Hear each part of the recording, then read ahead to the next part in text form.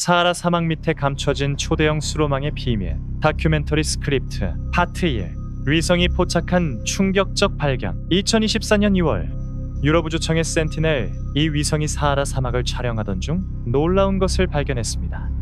지표면 아래 숨겨진 거대한 선형 구조물들이 적외선 이미지에 나타난 것입니다. 이는 단순한 지질 구조가 아니었습니다. 위성 영상 분석 전문가 파티마 알자흐라니 박사는 당시 상황을 이렇게 설명합니다. 처음에는 고대 강바닥 흔적이라고 생각했어요. 하지만 패턴을 자세히 보니 너무나 규칙적이고 인공적이었습니다. 발견된 구조물은 알제리 남부에서 시작되어 리비아, 차드, 니제르에 걸쳐 총 연장 200km에 달했습니다. 한반도 전체 길이의 7배가 넘는 거대한 규모였습니다. 더욱 놀라운 것은 이 구조물들이 서로 연결되어 하나의 거대한 네트워크를 이루고 있다는 점이었습니다. 지하 관통 레이더를 이용한 추가 조사에서 충격적인 사실이 밝혀졌습니다. 이 구조물들은 단순한 자연적 침식이 아닌 정교하게 계획된 수로 시스템이었던 것입니다. 폭 50m, 깊이 38m의 인공수로가 사막 전체에 거미줄처럼 펼쳐져 있었습니다. 지질학자 마르코 로시는 이런 규모의 수로 시스템을 만들려면 현대 기술로도 수십 년이 걸릴 것이라며 고대에 이런 거대 공사가 가능했다는 것 자체가 믿기 어렵다고 말했습니다. 더욱 미스터리한 점은 수로들의 설계였습니다. 단순히 물을 운반하는 것이 아니라 복잡한 분기점과 저수시설, 심지어 수위 조절 장치까지 갖춘 정교한 시스템이었습니다. 이는 고도의 수리학 지식 없이는 불가능한 설계였습니다. 파트 2. 사막 아래 숨겨진 거대한 설계도.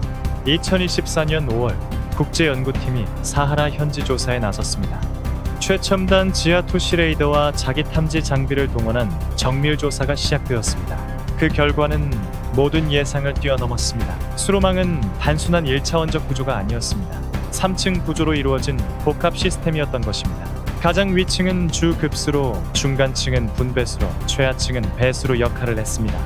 현대도시 상하수도 시스템보다도 복잡한 구조였습니다. 고고학자 사라 톰슨이 주도한 발굴 작업에서 더욱 놀라운 발견이 이어졌습니다.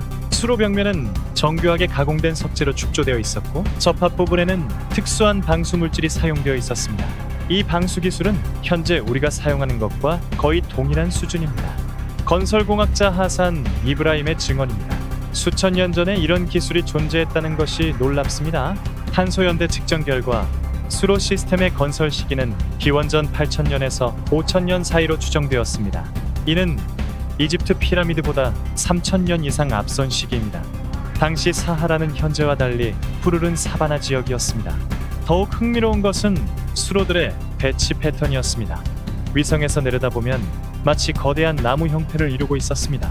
중앙의 큰 간선에서 시작되어 점점 가지치기를 하며 세밀한 지역까지 물을 공급하는 완벽한 설계였습니다. 수리학자 데이비드 밀러는 이 설계는 물의 흐름력학을 완벽히 이해한 상태에서만 가능하다며 현대 컴퓨터 시뮬레이션으로 검증해봐도 거의 최적화된 설계라고 평가했습니다. 파트 3. 잃어버린 문명의 흔적들. 수로망 조사가 깊어질수록 더 많은 미스터리가 드러났습니다. 주요 수로 교차점마다 거대한 지하 구조물들이 발견되었기 때문입니다. 이는 단순한 저수지가 아닌 복잡한 기능을 가진 시설물들이었습니다. 가장 큰 구조물은 알제리 남부 타만라셋 근처에서 발견되었습니다. 지하 30m 깊이에 위치한 이 시설은 축구장 10개 크기의 거대한 공간이었습니다. 내부는 여러 개의 방으로 나뉘어져 있었고 각 방마다 서로 다른 용도로 설계된 듯 했습니다. 고고학자 아멜리아 로버츠는 이곳은 단순한 저수시설이 아닙니다 라며 물을 정화하고 처리하는 고도의 기술이 사용된 흔적이 있다고 밝혔습니다. 구조물 벽면에서 발견된 상형 문자와 기호들은 기존에 알려진 어떤 고대 문자와도 일치하지 않았습니다. 하지만 패턴을 분석한 결과 수리학적 계산과 관련된 것으로 추정되었습니다. 더욱 놀라운 발견은 금속 가공품들이었습니다. 구리와 청동 합금으로 만들어진 정교한 밸브와 수문 장치들이 거의 완벽한 상태로 보존되어 있었습니다. 부식 방지를 위한 특수 코팅 기술까지 사용되어 있었습니다. 이런 수준의 금속 가공 기술은 기원전 3000년경에나 나타난다고 알려져 있었습니다. 고고금속학자 루이스 가르시아의 설명입니다. 하지만 사하라에서는 그보다 2000년 이상 앞선 기술이 사용되었습니다. 일부 구조물에서는 천문 관측과 관련된 흔적도 발견되었습니다. 특정 별자리의 위치에 따라 수문을 개폐하는 시스템이 있었던 것으로 보입니다. 이는 농업 용수 공급을 계절에 맞춰 조절하는 고도의 시스템이었습니다. 파트 4. 기후변화와 문명의 몰락. 사하라 수로망의 건설자들은 누구였을까요? 그리고 왜 이 거대한 시설이 버려진 채 사막 밑에 묻혀 있을까요? 기후학자들의 연구가 실마리를 제공했습니다. 기후학자 마리아 페르난데스의 연구에 따르면 기원전 5000년경 사하라 지역에 급격한 기후변화가 일어났습니다. 아프리카 몬순의 패턴이 바뀌면서 연간 강수량이 90% 감소했습니다. 불과 500년 만에 사바나가 사막으로 변한 것입니다. 이 급격한 사막화 과정에서 수로망을 건설했던 문명도 함께 사라진 것으로 보입니다. 하지만 그들이 남긴 흔적은 놀라울 정도로 체계적이었습니다. 인류학자 피터 앤더슨은 이들은 기후변화를 예측하고 대비했던 것 같다며 일부 수로에서는 지하수를 끌어올리는 시설도 발견되었다고 말했습니다. 더욱 흥미로운 것은 이 문명이 완전히 사라지지 않았을 가능성입니다. 수로망의 동쪽 끝인 나일강 유역에서 비슷한 기술의 흔적이 발견되고 있기 때문입니다. 이집트 학자 조세프 하와스는 초기 이집트 문명의 일부 기술이 사하라에서 전해졌을 가능성이 있다고 주장했습니다. 특히 피라미드 건설에 사용된 정밀 석재 가공 기술과 사하라 수로의 기술 사이에 유사점이 많다는 것입니다. DNA 분석을 위해 발굴된 인골들에서도 흥미로운 결과가 나왔습니다. 현재 북아프리카 베레베레족과 나일강 유역 주민들의 유전자 마커가 발견되었습니다. 이는 사하라 문명의 후손들이 기후변화로 인해 다른 지역으로 이주했을 가능성을 시사합니다. 파트 5. 현재 주는 교훈과 미래 연구. 사하라 사막 아래 숨겨진 수로망의 발견은 인류사의 새로운 장을 열었습니다. 하지만 이는 단순히 과거의 이야기가 아닙니다. 현재 우리가 직면한 기후 위기에도 중요한 시사점을 제공합니다. 물 자원 전문가 린다 화이트는 고대 사하라 문명의 물 관리 기술은 현재 아프리카 물 부족 문제 해결에 실질적 도움이 될 수 있다고 말했습니다. 특히 지하수 개발과 효율적 분배 시스템은 현대 기술과 결합할 경우 큰 효과를 낼 것이라고 전망했습니다.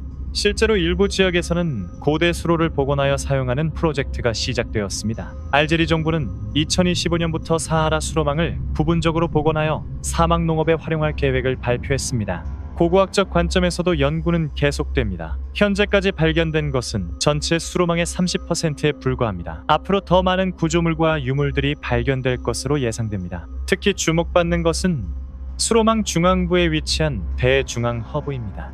위성 이미지에서는 거대한 원형 구조물로 보이지만 아직 발굴이 시작되지 않았습니다. 연구진들은 이곳이 사하라 문명의 수도 역할을 했을 것으로 추정하고 있습니다. 유네스코는 사하라 수로망을 세계문화유산으로 등재하기 위한 절차를 진행 중입니다. 동시에 국제 보존 프로젝트도 논의되고 있습니다. 연구팀 대표인 파티마 알 자흐라니 박사는 사하라 수로망은 인류가 환경 변화에 어떻게 적응해 왔는지 보여주는 살아있는 교과서라며 현재 기후 위기 시대에 우리가 배워야 할 지혜가 담겨 있다고 강조했습니다. 모래바람이 휘몰아치는 사하라 사막 아래 잠들어 있던 거대한 문명의 흔적. 이는 인류의 놀라운 적응력과 창의성을 증명하는 동시에 기후 변화 앞에서 겸손해야 함을 일깨워줍니다. 사하라 수로망의 미스터리가 여러분에게 어떤 영감을 주었나요? 고대 문명의 지혜에 대한 여러분의 생각을 댓글로 나눠주세요. 더 많은 고고학 미스터리와 역사적 발견 이야기를 보고 싶으시다면 구독과 좋아요 버튼을 눌러주세요. 다음에도 더욱 흥미진진한 문명의 비밀로 찾아뵙겠습니다.